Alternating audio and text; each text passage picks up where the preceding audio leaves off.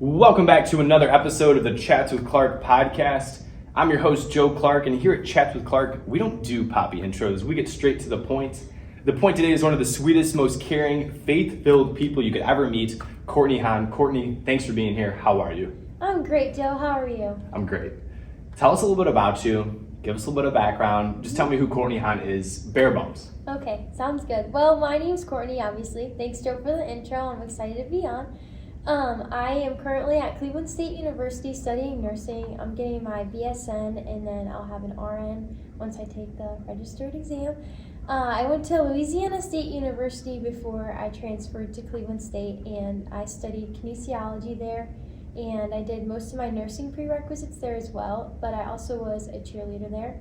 A very fun experience, but I ended up transferring because LSU didn't have a nursing program. But I really like nursing. It's something I'm really passionate about, and I really like school and to study. So very happy with where I am right now in life. It's amazing. You've had a lot of transition in your life, right? Yes. From up north to down south and back up north. And I'm curious to hear about all of that. But kind of to tie it in, where I know Courtney from is having grown up in the same town, basically. And she's one of those people that people know, again, like I had mentioned, is a very nice, like outgoing, genuine person who is very devoted to her faith. And I would say, for me, like I think it's something that's totally admirable about her, and we have crossed paths through a couple just mutual like faith-oriented groups. So Courtney, you want to talk a little bit about your faith maybe, and like how that's been influential in your life, or where you are with it, and how it plays a role in your life? Certainly. So my devotion to my faith has come a long way. I don't think people just wake up one day that are, Catholic Christians on a Monday morning like, oh my gosh, like I'm going to go preach the gospel and I'm going to go, pray on the streets, whatever, that's just not how it works. So I think that, my faith in God has certainly been a process, it's just not something, like I said, you wake up and you're like, man, I love God, Yeah. So anyways, that being said, my faith journey and devotion it has started at a young age. I went to St. Joseph and John, a Catholic school. I was raised and taught, the basic Catholic morals. Go to church on Sunday, you get your confirmation, you get your baptism when you're young, all that stuff. But I was raised in a Catholic household and told to go to church on Sundays, all of that. But actually, two fun facts. When I was young, at St. Joe's, they had the nativity play, and I didn't get picked to be Mother Mary, and I cried for a week over it. Are you serious? So you were committed from a young age? Yes, and then I had a pet parakeet. Okay. I got it for my when I was in second grade, I got it for my birthday, a pet parakeet, and it was blue. So I named it Mary, after Mother Mary. Oh my God. So I guess you could say it definitely started at a young age. Yeah. But I really started to discover it independently on my own. In 7th grade at St. Joe's, I joined the youth group there because I was curious. I was like, why am I going to St. Joe's? How can this apply to my life? And so I wanted to dive deeper and to gain a better understanding of it. And so, taking these actions on my own, like joining the youth group, gave me splendid opportunities to just dive deeper into my faith. And so that's really when I saw my relationship grow. I began to, not just volunteer at church, but I started volunteering in the community. I began to open up the Bible, study the scriptures. I attended Mass during the week. I would go to adoration at the chapel, and I believe that was the turning point of my faith. And that was really when I started to grow deeper in my relationship with God. And I think that once you begin to center your life around God, it's really hard to turn away from that, because I think when you are living for Him, you're living for the Spirit, you gain not only a different perspective on life, but it's a peaceful perspective. And when you center your life around Christ, you do really live in peace, and you see things just completely different. So I think that it would be extremely difficult for me to turn away from my faith and to turn away from the goodness that God has provided me thus far in my life. That's awesome. Yeah. Thank you. Throughout your little talk here, you kind of echo this idea that it's a choice, right? You're saying in 7th grade, I chose to go to this group and to learn more, and I've chosen to go to daily Mass, and I've chosen to read the Bible and do all these things that bolster your faith. How did you know what to do, or what advice would you give to someone to have the wherewithal or the strength to make these choices? Yeah, so if I were to give advice to someone, as simple as it sounds, I would say just to start. Okay. I think God's arms are always open, and his love is so abundant, as well as his mercy. And I think that if people understand that aspect of it, it can make an easy transition to, open their eyes and open their hearts to him and what he has to offer. And so I think that there's 2 really educational Bible verses that I wrote down here that can be applied as well. For example, in the parable of the mustard seed, we read, "The kingdom of heaven is like a grain of mustard seed, which a man took and sowed in his field, which indeed is smaller than all seeds, but when it is grown, it is greater than the herbs and becomes a tree, so that the birds of the air come and lodge in its branches."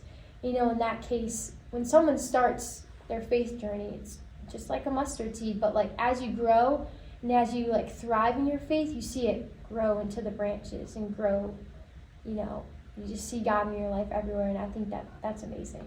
That is amazing. So another perspective that I wrote down, I've actually been reading a book called Jesus on Trial. Okay. So I've been getting a bunch of different perspectives from that book, and so I applied it to this here. But in Galatians chapter 5, verses 16 through 18, it says, "But I say, walk by the Spirit, and do not gratify the desires of the flesh.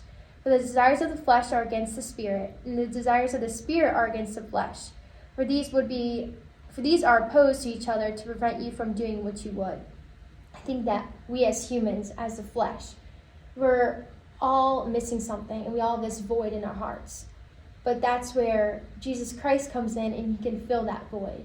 All the times I get questions like, "Courtney, why are you so happy? Why are you so positive all the time?" It's because I choose to fill that void with Jesus Christ. And then everything that, I consider it like the root.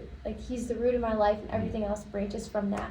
And I truly think that's, why I have this, high-spirited, energetic personality, is because he is really the center of my life. So. Did you have that prior to going through all this, that kind of personality?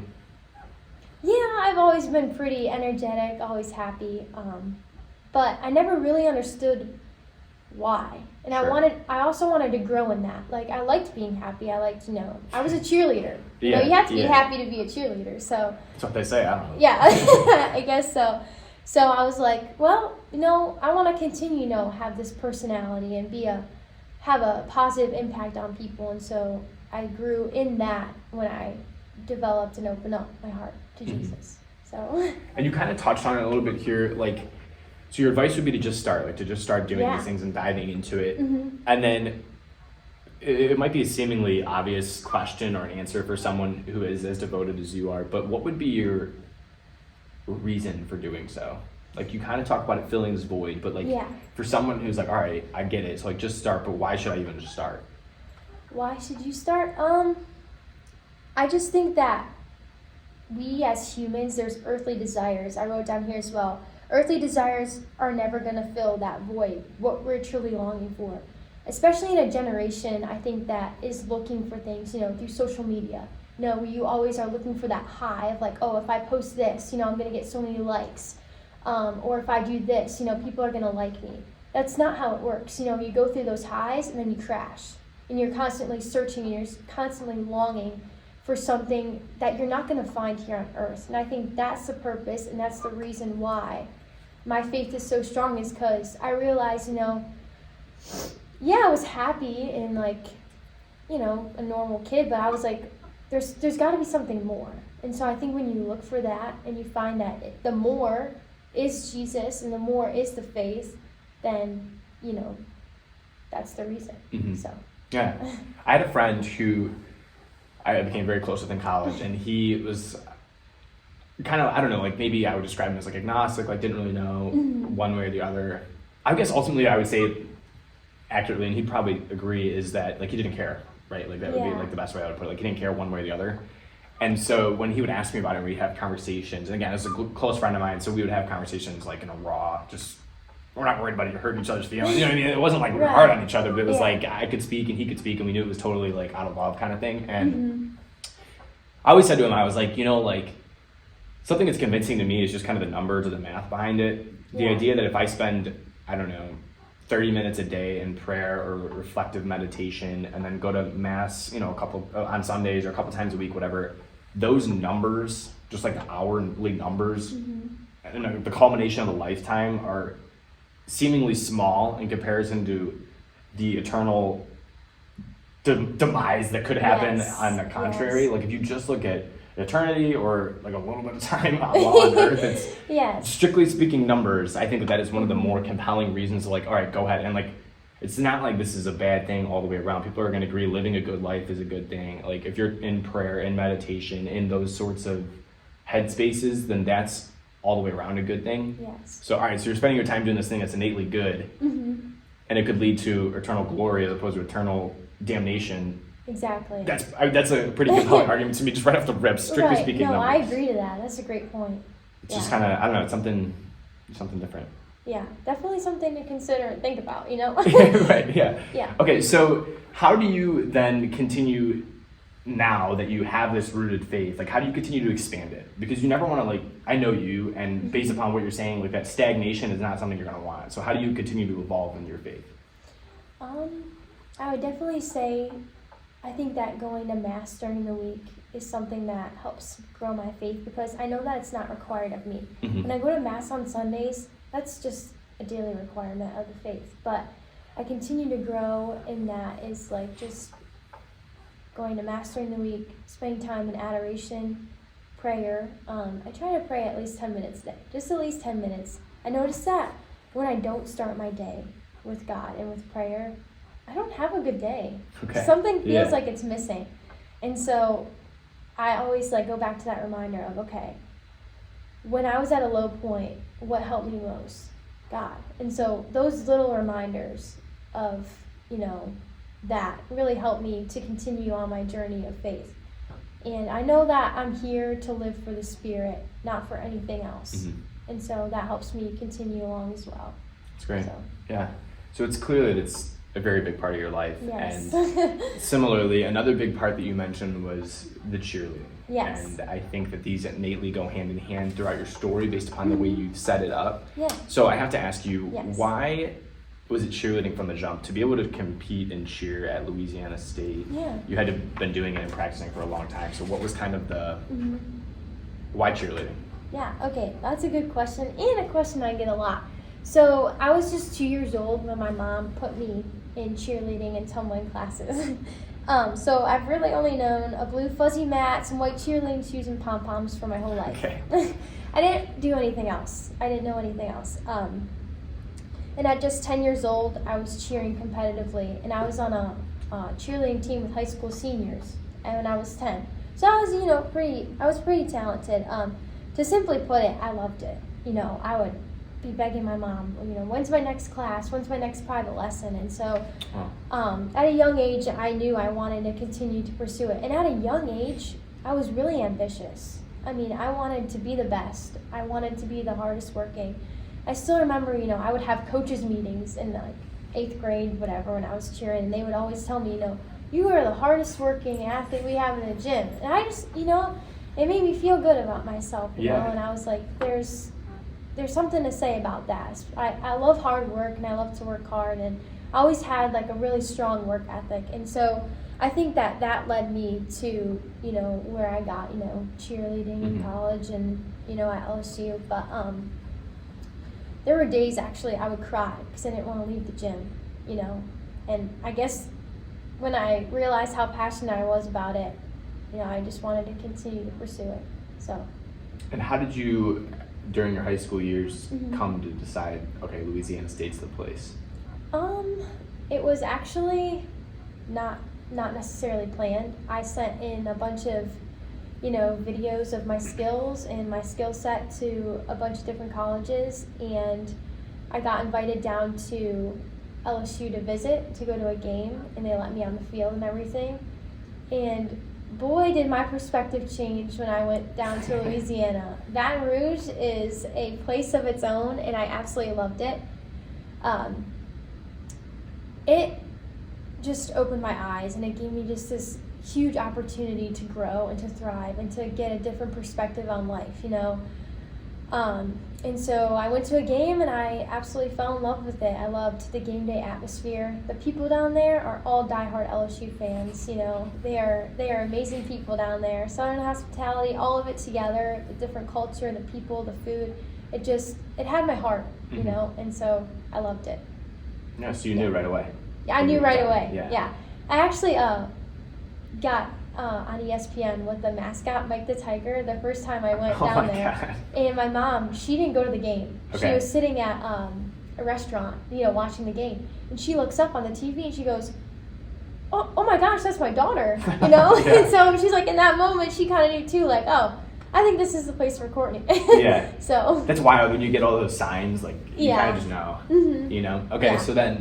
So the time comes, right, and you go down there. What Yeah. was the transition like for you? How did you, I don't know, I mean, that's wild, like, to go from Cleveland, Ohio down to, like you said, Baton Rouge. Well, you know, I would probably be the last person that would move away from home.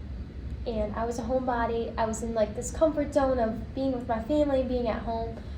But I can honestly say that, you know, moving to Louisiana was the best decision of my life.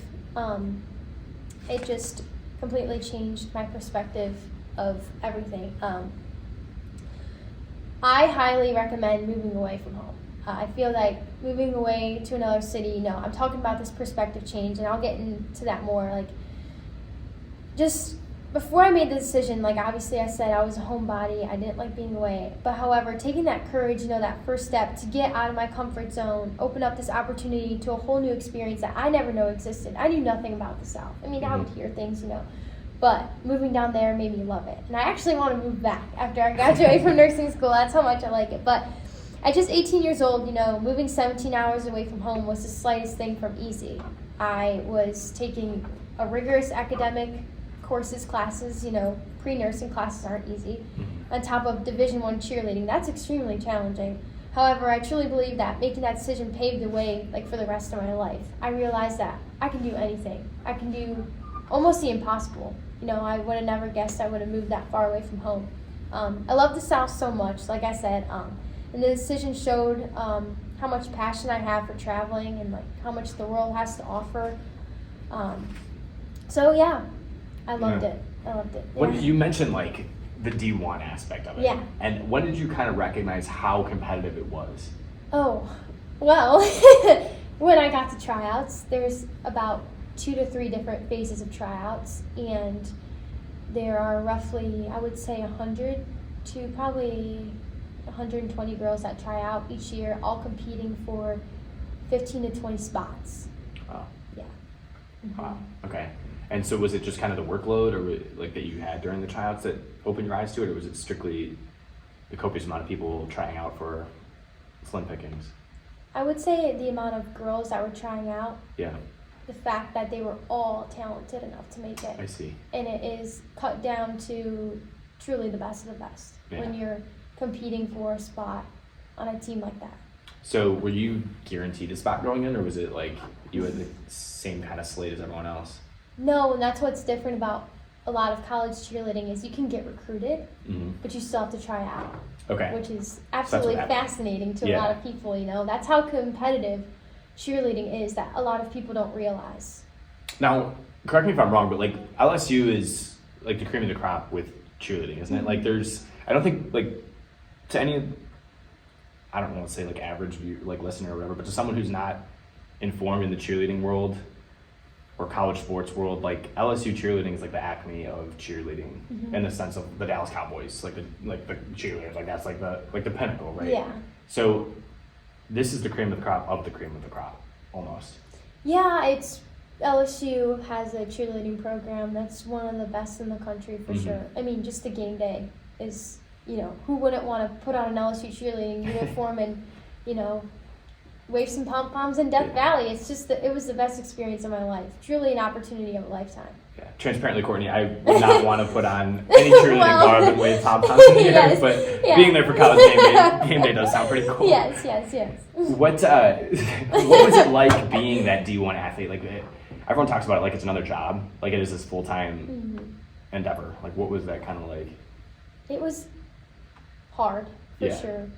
There were days when I was like, wow, this is extremely challenging, but the reward of it in being able to, you know, be on the sideline in a stadium like Tiger Stadium was so, it made it so worth it. You know, we had practices 4 to 5 times a week with workouts 3 times a week. And then you had to cheer football games. And then you would get picked to go to 2 away games. So, you're traveling, you're cheering, you're practicing. But then you're also doing a lot of volunteering as well. Like cheerleaders are very active in the community. I did a lot of service in the Baton Rouge community for sure. I volunteered a lot. Thank you. Yeah, that's great. I loved it. And then you had basketball. Oh, yeah. Had to cheer basketball games, volleyball games, and gymnastics meets, all in the fall season.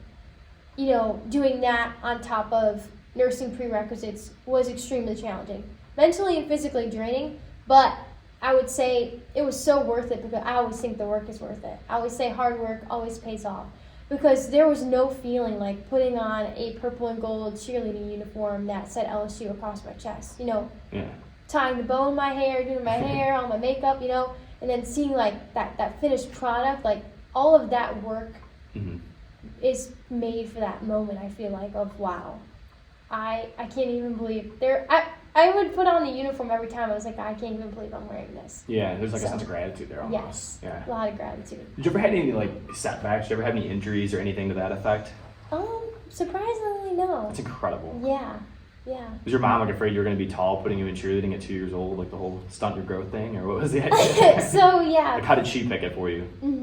My mom did gymnastics. Okay. And she was also a cheerleader in high school.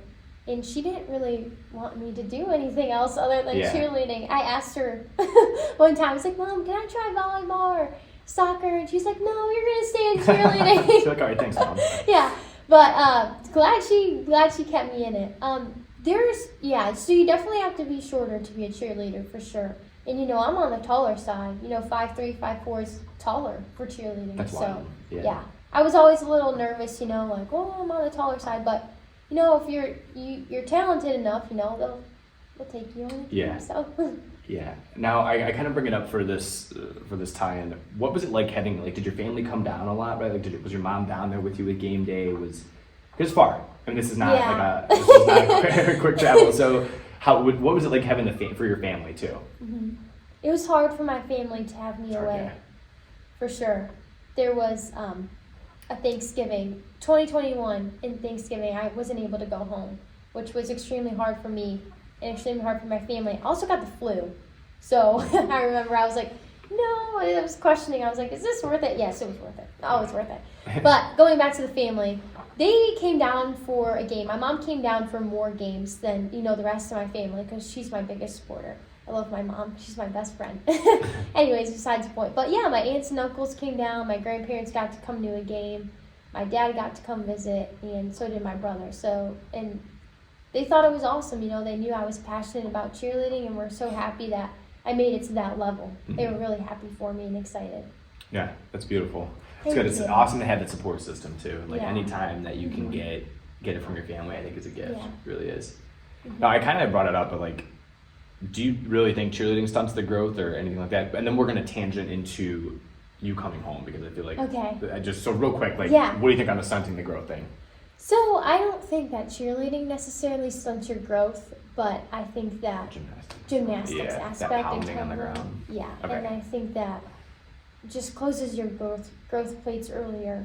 So interesting. I think that's it. Yeah, from the kinesiology major or something. And, okay, so then the time comes, right? You're 2 years in, you finish your second year, and you're coming home. What does it look like? It's going through your head, the adrenaline's pumping, the heart's... So that was, you asked me, I think there's a question that was on this, what was the most difficult decision of my life? That one. How do you leave in a cheerleading program like LSU? Yeah. How do you do that? What caused you to do that? And so, this is a lot. So LSU didn't have a nursing program, which was huge. I wanted to first and foremost get my education.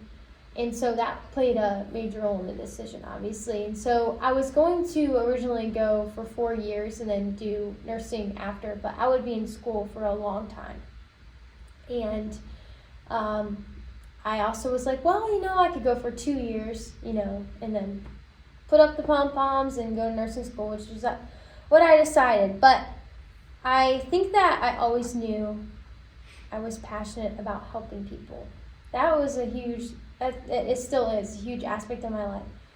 I love to volunteer, and I was like, what can I do as a job that's like volunteering, but I'm getting paid for it? And I was like, well, nursing. So I also volunteered, like I said, a lot in Baton Rouge as a cheerleader. I would go to hospitals, I would be in the community, and so I kind of discovered that volunteering was a major part of my life. And so through that, I kind of was like, okay, I really need to consider this. Do I want to be in school for all these extra years? And so in about January of 2021, I really started to pray about it. And I think that's that was like the greatest thing I could have ever done, was just pray about it. And so it was about February, March, and I still didn't know what I was doing. And I needed to make a decision. May's coming up. It's the spring semester. Tryouts were also coming up as well. Okay. And so I prayed about it a lot, and I called one of my good faith mentors at the church I went to in Louisiana, and I called her because she's a nurse. She was in nursing school as well at the time. I said, what do I do? I said, I'm looking for guidance. I said, I've been praying and I haven't been getting an answer, and that's not like what normally happens. Normally I pray and I get an answer. I said, there's just no sense of guidance, and I need someone. And she said, Courtney, I want you to continue praying, but I also want you to read scripture. And I said, okay. And so that night I went to Mass, and I opened up my Bible to this exact page, and the verse was this. Let me find it, hold on. It's okay. Okay, it was the verse in Jeremiah. It says, return home, you wayward children. And that was the first thing that caught my eye as I opened up the Bible. Wow. Yeah. And it says the Lord, for I am your master, and I will bring you back to the land of Israel, from this town, and two from that family, from wherever you are scattered. And I will give you shepherds after my own heart, and I will guide you back home with knowledge and understanding. Look at that. Yeah. And so You got your answer. Yeah, and I got my answer right there. And so another crazy little story that ties into this too is that night, I prayed and I said, God, if this is your will and if this is what you're calling me to, then let it be and show me a sign. And so I pray for signs a lot. But the next day I had workouts because this was in March, so we were still working out with the LSU cheer team. And so the next day I'm weightlifting on the bar, and I notice there's a little circle, and it's the state of Ohio. And I was like, oh my gosh. I asked my trainer, I was like, is that Ohio? Like, is this where the equipment's from? He's like, yeah, we get the equipment from Ohio. I had never noticed that. For the past 2 years I was working out in that in that weight room. So oh my gosh. And I started crying. So it's a stamp on the envelope. That's wild. Yeah. Mm-hmm. And okay, so then you're in the weight room, you're crying, you're having seen the state of Ohio. Yeah. Did you know? So you knew. I knew. And there was no questioning about it. I was like, this is God's plan for me. This is his calling for me. Man. Yeah. Yeah. And then what did you have to do to solidify it? That was my solidification, I think. I just continued to pray about it. And in April, I let my coaches know. I said, I'm moving to nursing school. There's a lot of girls that, don't do nursing and cheerleading at the same time. It's extremely challenging. I would have loved the challenge. I would have loved to get my nursing degree and cheer at the same time. I wish I could have done that, but unfortunately, they didn't have the program for me. So, but yeah, that was my solidification. So then you came home at the end of the semester. Yeah. And you had a summer, basically, before life switched up to Cleveland State life, right? Actually, fun fact, I had to take 5 courses over this summer to get fit. Well, I got into the nursing program in March. And then they were like, you need to take all these classes. And I was like, well, I should probably get on that. So I registered, and I took 5 courses over the summer. So I really didn't have much of a summer. I've been in school for a long time. That's a lot. Yeah. That's a lot. Mm-hmm. Okay, so what was like the packing up, the closing, the saying goodbyes process like for you? What did you take from it too? Like what? I mean, that's tough. Mm-hmm. I don't know. You're leaving your teammates. Teammates become like sisters, like Yeah. brothers, like they become like a second family. And same with the coaches. Yeah. And like that faith mentor that you talked about at one of the churches in Baton Rouge. I mean, what was saying goodbye like? It was extremely hard, and I'm more so now grateful for that experience. But It was definitely difficult. Obviously, the most difficult decision of my life. I didn't want to leave the people there because the people in the South, they're so welcoming and they provide the Southern hospitality, just an abundance of it. And so I think that aspect was really hard for me. But I also feel like I was following God's will and His plan for me. And, greater glory comes out of that. Like, you're going to go through highs and lows. Like, faith isn't just about being happy all the time. You're going to go through those low points. And in that point, I was probably, like, at my lowest because I was sad. I didn't want to do this, but I had to go do God's will. And I knew I was doing God's will and His plan for me. So, I knew there was some kind of peace about that. Sure. Do you feel peace? When did the peace settle back in for you? Right when I made the decision, I was like, okay. Really? Yeah. Right when I made that decision, it was like hard going up until that decision, Okay. And then I, said my goodbyes and I was like, it's going to be okay. So there's a serenity with you. Yes. Interesting. Okay. Yes.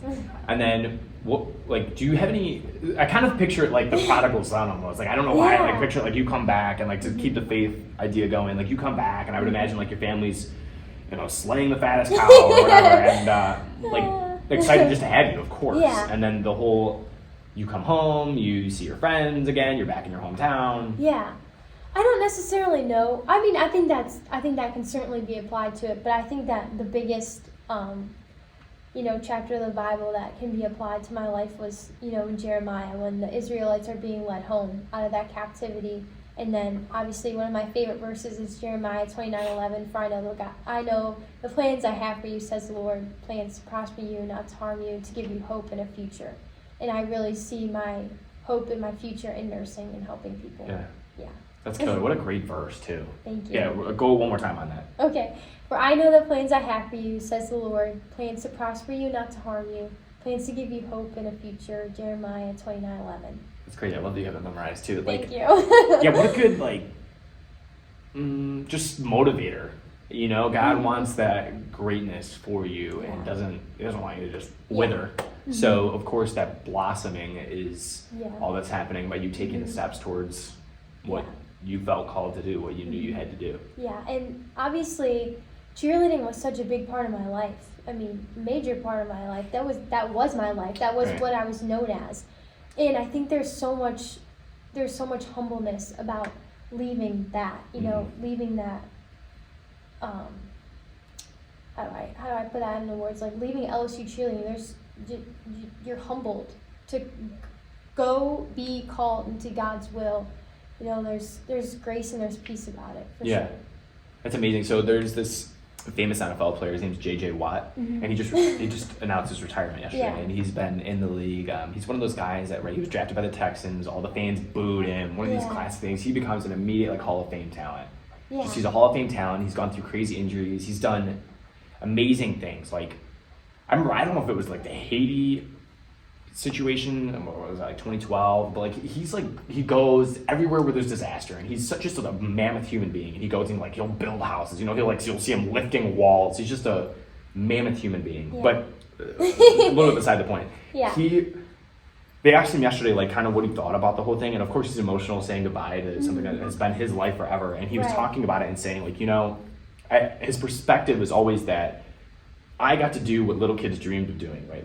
Every little kid wants to grow up and be in the NFL, be in the NBA, whatever. He was saying, this was my life. And, they asked him this because he never won a Super Bowl. That was kind of the drive behind the question. And he said, of course I wanted to win a Super Bowl. And I'm sure for you, of course I would have wanted to continue cheering for 4 years. But but at the same time, you got to do it. You got to do such an extraordinary thing and something that you had dreamt of as a kid, and that, plenty of other people won't get the opportunity to do, even though they would have wanted that opportunity. And I think that there's something, again, humble in saying, you know what, this was awesome. I'm really appreciative of it, but it is my time to walk because I'm more than a cheerleader. I'm more than JJ Watt, the football player. I'm JJ Watt. I'm Courtney Hahn. And then the other parts come after that. That's such a good point. I really like that point. And I think that now that I have not been cheering, I've found different things I'm really passionate about. And, I'm building my future and I'm building my life now. which is very exciting. I'm really excited for what the future holds and to finally discover things I enjoy other than cheerleading. It's been really unique and interesting to find myself, not myself in cheerleading. Sure. Before we touch on what some of those things are, how did you know, does Cleveland State have a team? Cheerleading team? They do, yes. And how did you know that you were hanging up the shoes as opposed to cheering at Cleveland State? I think that I probably knew that LSU cheerleading was the peak of my cheerleading career, and now I coach. So I was like, well, there's going to be things that I can still be involved in that, I can still participate with cheer, but just not do it. I was mentally and physically exhausted. 2 years, I accomplished a lot at LSU. There's certain awards I got, and I got to travel to nationals as well. I got to go to a bowl game. And so I kind of feel like I packed so much in to 2 years there that I was like, okay, I feel fulfilled. I feel like I completed my purpose here. Cheerleading served such a great purpose in my life, and I still apply it to my life to this day, and it taught me so much. But I knew in my heart that I was done. That's good. I think you have to know in your heart when you're done. Right. And you opened your doors for divine intervention for that, so you knew. Yeah. Okay, and so you mentioned you're finding these things that you're passionate about outside of cheerleading. What are some of those? So that would be yoga. Okay, killer. I did yoga when I cheered, but now I just love it even more than I ever have, and I want to become a yoga instructor. I like to read. When I was cheering and doing school, it was obviously really hard to read. I've been really interested in books about nursing itself, and like what I'm learning in school, a lot about nutrition. I've discovered a lot about gut health and hormones, so that's been something I've been interested in. And I just think that, educating yourself helps you grow as a person. You're more knowledgeable on things, you become more of an interesting person, so I like that. I like to run. When I first came home, I did a half marathon, which was really exciting. Yeah. And so now I want to do a full marathon. So, I just, Kudos. Thank you. Yeah. I don't know. I'm a very ambitious person, and I was really nervous at first, like, oh my gosh, I don't have cheerleading. What am I going to do? Well, I realized that I can fill it with a lot more different things. So, yeah. Nice. Thank That's you. Good. I love it. You do have some big goals. I mean, I love that all the fitness, there's so much fitness involved, right? From like the health aspect of it and the gut health and reading about that, but to the mental brain growth by reading and studying such a challenging thing. And so you want to be a yoga instructor. I mean, just consistently this overarching theme of health. Yeah. And that's good. And like that prosperous, be better, like the Jeremiah verse that God has in store for you. It's really cool. Thank you. You had mentioned a little bit ago that moving to Baton Rouge, going to LSU kind of opened your eyes to what traveling can do. And you said you love to travel now. What did it teach you, and how come you love to travel? Oh, wow. That's a good question. So the South itself taught me a lot. It taught me that there's a whole new world out there. If I can describe the South in one word, I think it would be different. I think there's a lot of features to it that I fell in love with. Getting into this, like Louisiana is a state of its own, I'll tell you that. But I absolutely loved it. And so like the differences in culture, differences in people, the different food I tried, the whole just experience I got opened up my eyes to where, as if I went to, school in Ohio or somewhere up north, I wouldn't have had that chance to discover and to realize, wow, there is so much that the world has to offer. And, I really think that's why God put me down there is, it helped me expand my horizons and, challenge me to develop new goals. When I graduate from nursing school, I don't want to just stay here. I want to, go out into the world. I want to travel nurse, and I want to go on mission trips and help the world. And now I'm not scared to move away. Now I know I have courage and I have what it takes to move away from home and to do what I'm called to do. if that's a good answer. Yeah, it's great. Yeah. I mean, it's great. No, I mean, it's influencing the way you want to take your life too, like Yeah. the way you want to be a nurse and to go help people who probably need it the most, Mm-hmm. really. I mean, anyone that's interacting with a nurse is usually not in a great spot. So, Yeah. no offense, but Yeah. wow, that's awesome. Where are some of the places you want to go? Like, how come? All that. I really want to travel to Hawaii because I love tropical places. I think it would be cool potentially to get my master's in nursing and do nurse practicing like at a school in somewhere Hawaii. I really want to go outside of the country to somewhere like Italy, Rome, and see the Vatican, you know. Oh, give me Right. Checks out. Yes, exactly. And then I really want to travel to countries that, you know, need help, like Africa, Haiti, places like that, to do mission trips, and I can, you know, do nursing there as well.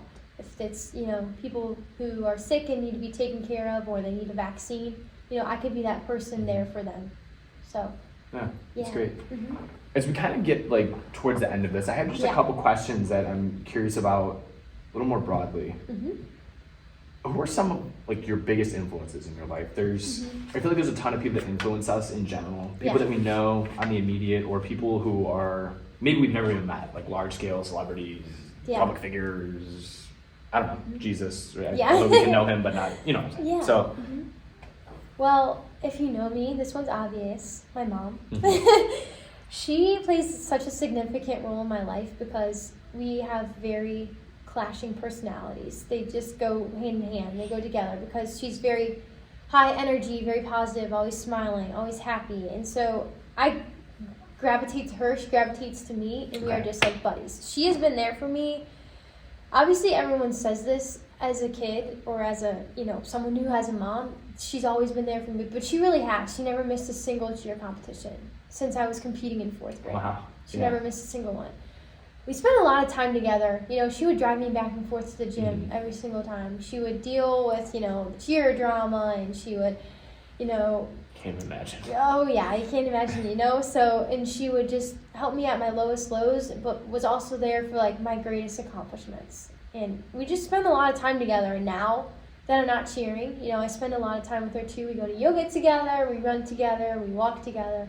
She's just an amazing person, a great role model for me. I like that you guys dive into each other's passions like that. Like Yes. She's like, all right, well, you want to run now? We'll run. You want to do yoga? We'll do yoga. Yes, It's exactly. Great. That's what, moms are so supportive. They're such a they gift. are. I also have another person, Sadie Robertson. Okay. I've been into her podcast, the Whoa, That's Good podcast. I don't know if you know that one. No, I'm going to have to check it out. Yes, The Whoa, That's you Good should. podcast. Yeah.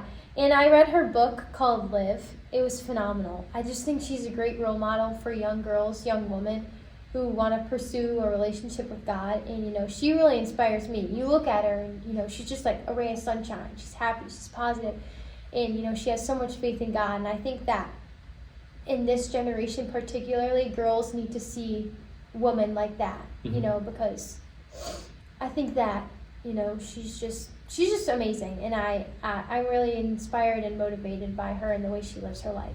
That's awesome. Yeah. You kind of touch on it. I was going to ask you, what advice do you have to people who, take it how you want. If you want to direct it to people in cheerleading, I know you have plenty of experience there. So someone who's aspiring to be a great cheerleader, someone who you mentioned with the faith earlier to like just start. But what advice would you give to someone, and direct it again to who you want, Yeah. that is looking to do X?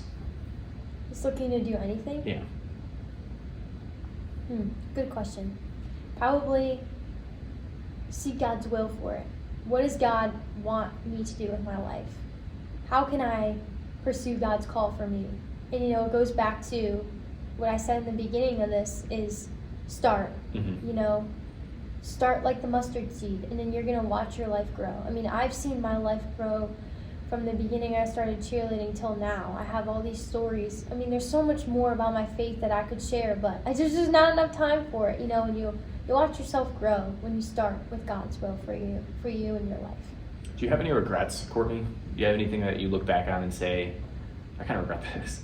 No, No? I actually don't, because I know that I've prayed about everything in my life, and if I have faith in God and I truly believe I'm following His will and His call, then what regrets is there to have? Mm-hmm. So that's awesome. Yeah. Yeah. I mean, when you make those kind of informed decisions, then yeah. you're trusting that, and you kind of push it off onto God. You're like, well, I trusted God on this one, so Yeah, it's just like, wasn't yeah. me. No, I'm just kidding. But one of the contentions that I have is that people who live gratefully or like have gratitude in their hearts tend to just be better people than people who don't. Yes. It's one of my core beliefs. It's a crux of the podcast. What role does gratitude have in your life? This is my favorite question. Really? Okay. Because gratitude plays a crucial role in my life. I think as a person, happiness roots from gratitude. If you look around at your life and you realize, and you wake up every day, you realize, I have so much. Mm-hmm. I have a car. I can see. I can walk. I can talk. I can eat. I have food. I have a family. I have a roof over my head. That's just, those are great things to be happy about. And I think that's where a lot of my gratitude roots from, is just realizing how much I have and how much God has provided for me. There's a lot of people who don't have a roof over their head. There's people who are starving. You want to put yourself in those people's shoes, and from that perspective, gratitude just grows and thrives, I think. And to touch on this too, I think that I had my first round of clinicals this semester. Just seeing people who, they're stuck in the hospital, they can't leave. Health as well. I was talking about how I really want to, educate myself on that. Being healthy is something that people take for granted every day. Oh, so true. It's really, yeah. So just being in the hospital and seeing those people struggle and, suffer, I mean, they're sick, has motivated me to take on my health and, grow in that as well. Yeah. Yeah. What do you do to show gratitude, to live that life? Be happy. Be happy, yeah. Smile. Yeah. I think that a lot of people, they go through life and they just don't realize that their life has so much to offer, and there's no reason to not be happy. Mm-hmm. I mean, there's obviously reasons to not be happy, but I think there is so many reasons to be happy. Yeah, there are more reasons to be happy, even when things are down. Mm-hmm. It's important to remember that. Mm-hmm. It doesn't even just mean a false optimism. It's just Right. all right, you got to be able to compartmentalize and say, you know what, this is bad. Yeah. And be able to look at the good and be like, this is good. Yeah. And I think it's important to live in the good, because the ugly head's going to show its face at times. And when you have gratitude centered in your life, you can pull away from that badness and emerge better that way. Yeah. I don't know. I agree. Yeah, For sure. It's good. Yeah. Courtney Hahn, do you have any kind of closing thoughts here as we gear towards the end of this? Do you have anything you want to put out there? I don't think so. This was really fun. Yeah. This is exciting. Something new. I've been trying a lot of new things now that I haven't been in cheerleading. So, who knows? Maybe I'll have my own podcast one day. You never know. I was thinking that. I could see you having a nice, religious-based, scripture-oriented kind of podcast. I think it'd be... Yeah. You could be the next Sadie, right? Sadie Robertson. Sadie Robertson, right? Yeah, you could be the next... I'd love to. See, there you go. Yeah. You should give it a try. 2022 is right around the corner. Yeah. You got a couple of No, things here. 2023. Yeah. What did I say? I think you said 2022. All right, well, the next year is right around the corner. Yeah. So Mm-hmm. if you want to start, there's your chance. Yeah, I guess so. Yeah. Well, Courtney, this has been amazing. Thank you. Really appreciate you coming on and just kind of sharing your story of faith, of courage to move to and from, the lessons and the wisdom that you've taken from it. I think people who have traveled the world have great perspective. I think people who work with others like you do, like all you nurses do, tend to have another great perspective too, because you interact with so many people, especially at pivotal points in need, tend to know a lot about life. And that's kind of the goal here, right? The goal is that we can see different people's mindsets about things and why they do what they do. Mm-hmm. And hopefully, like I have from our conversation, people can interact with some of those ideas and implement them into their own lives. Yeah. So again, Courtney, thanks for being here. You're welcome. Thanks for having me on. It's my first time really speaking out about my faith, so it was a really cool opportunity, and I hope people who listen, take it to heart and do something with it. So thank you. Just start, right? Yeah, In just the words of start. Courtney Hahn, just start. Just start. Everyone, this is your cue to kind of hit that subscribe button. I say it every time. I don't know what you're waiting for. We're going on year 3 here. I'm excited to start the year 3 of the Chats with Clark podcast. And again, I am your host, Joe Clark. So thanks for tuning in. This has been another episode of Chats with Clark.